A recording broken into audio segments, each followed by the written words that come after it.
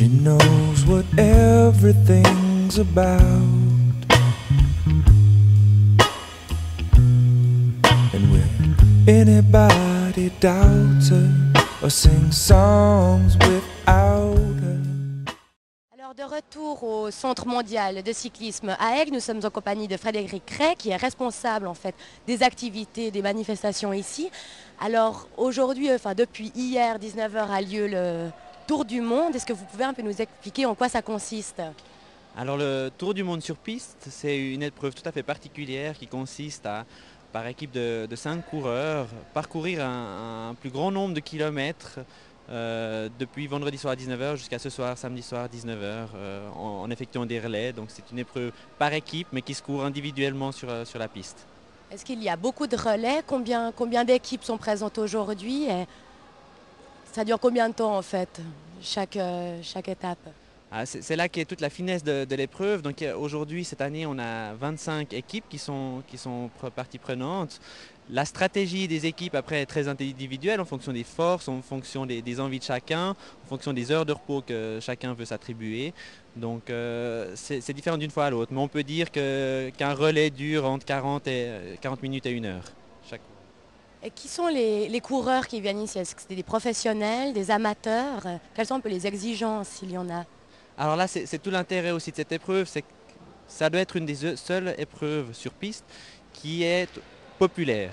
On en connaît beaucoup sur la route, sur la piste c'est tellement spécifique comme discipline, c'est qu'elle n'est pas tellement ouverte aux populaires. Ce qui fait qu'ici, en créant cet événement-là, on est ouvert à la piste à tout le monde. Ça veut dire à monsieur qui aime faire du vélo, aux compétiteurs qui cherchent la performance.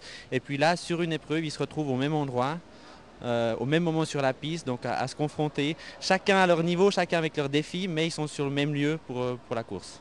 Et quel est l'objectif premier de cette course? Est-ce qu'il est question de récolter des fonds ou bien c'est juste une histoire de prendre du bon temps pendant 24 heures? Non, là, c'est vrai que l'objectif, c'est le pur plaisir. Les gens viennent vraiment parce que c'est des fous de vélo, c'est des passionnés dans ce sens-là. Et puis là, chaque cycliste adore faire des kilomètres et puis là c'est l'occasion en 24 heures d'acquérir encore plus de kilomètres sur le compteur pour être fier à la fin de l'année de dire j'ai fait 3000 km cet hiver sur la piste. D'accord, alors est-ce qu'on peut dire que c'est une manifestation assez particulière ici au CMC? Est-ce qu'il y en a d'autres dans le genre ou bien? À ma connaissance, parmi les pistes que j'ai eu l'occasion de fréquenter, ça doit être une des seules sous ce format-là qui s'ouvre pendant 24 heures. Ça existe sur la route, sur le mountain bike, mais sur la piste, c'est, je pense, la seule, surtout en Suisse. Merci beaucoup. Bonjour. Est-ce que vous pouvez nous dire si ça demande une organisation particulière, une course de telle ampleur si on... Oui, une organisation, comme toute course, c'est-à-dire qu'il y a une structure de base qu'il faut avoir. On a un tout petit noyau depuis le début. On est 3 copains qui s'étaient mis autour de la table pour dire qu'il fallait profiter d'un site comme ça pour organiser quelque chose de très populaire. Et puis c'est vrai que ça nous donne un mélange de coureurs pro ou semi-pro avec des vrais populaires. Donc l'organisation, non, c'est pas une très grosse structure, mais c'est quand même 150 personnes où il faut alimenter, il faut s'occuper de la sécurité, donc ça demande quand même une structure. Mais maintenant on est rodé et ça tourne bien.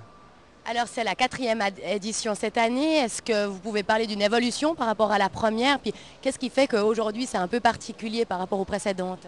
Alors l'évolution, oui, il y a. C'est-à-dire qu'on a déjà des étrangers pour la première fois. Les années précédentes, on a eu les Suisses allemands qui ont commencé à venir. On en a de plus en plus. Maintenant, on a une Anglaise, on a des Allemandes. On a une équipe 100% féminine. Et puis l'autre nouveauté qu'on a aussi fait, c'est qu'on a un site internet qui a amené peut-être aussi cette connaissance.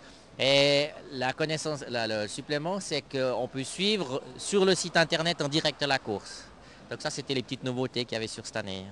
D'accord, alors là, ça fait déjà plus de 20 heures, quasiment 21 heures qu'il court. Est-ce que vous pouvez déjà nous faire un petit bilan de cette 4e édition? Alors le bilan, oui, on tourne presque dans les mêmes moyennes que les années précédentes. On tourne à peu près à 1000 km/h de moyenne entre toutes les équipes, qui est déjà assez impressionnant. On a 4 équipes qui se battent pour le podium. Ils tournent à peu près à 45 km/h de moyenne, donc c'est incroyable.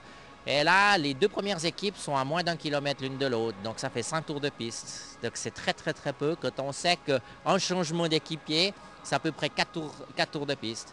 Donc jusqu'à la dernière heure, ça va être assez chaud pour le podium. Est-ce est-ce qu'ils vont pouvoir reparticiper l'année prochaine? Est-ce que ça va de nouveau avoir lieu? Oui, oui. Alors je pense qu'on peut dire sans trop de problème que le futur est déjà acquis. Il y a déjà des améliorations prévues. Le but, c'est toujours d'arriver à tourner près des 30 pour arriver à faire le tour du monde le plus proche d'Aigle. L'année passée, on est arrivé à 200 km à peu près. Cette année, on sera un petit peu moins bien parce qu'on a aussi quelques équipes de moins, donc ça se ressent tout de suite. Mais oui, oui, il n'y a pas de problème. Merci beaucoup. Au Centre mondial de cyclisme de Aigle, nous sommes en compagnie de l'un des coureurs qui s'appelle Philippe Sinclair. Alors bonjour. Bonjour madame. Est-ce que vous pouvez nous dire déjà pourquoi vous participez à cette course? Parce que j'habite dans la région et je fais la course d'entraînement en hiver et je roule pour le club Vélo Club Montreux et c'est la piste locale pour nous. Et c'est bien de faire ça avec mes amis de club. Vous avez commencé hier à 19 h. Là, pour l'instant, vous avez couru déjà combien de kilomètres vous-même? Est-ce que vous sauriez le dire? Maintenant, je pense environ 150 km dans une moyenne de 41,4 km par heure. Et ça fait dur. Alors, est-ce que vous-même, vous êtes professionnel ou bien? Non, non, non. Pour moi, c'est un hobby. D'accord.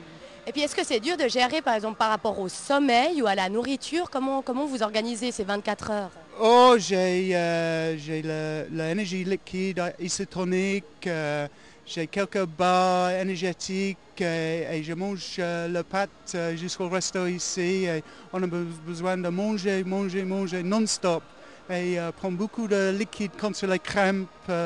Et ça, c'est difficile de manger continuellement. Est-ce qu'une course comme ça pendant 24 heures, est-ce que ça requiert un entraînement particulier? Non, pas spécial, mais on a besoin de faire la piste de temps en temps parce que la piste, c'est pas la même chose de la route. Et on utilise les muscles différemment. Est-ce que c'est la première fois que vous y participez? Non, c'est la deuxième fois. Est-ce que vous allez être de nouveau là l'année prochaine? Oui, peut-être, oui. Merci beaucoup et bonne course.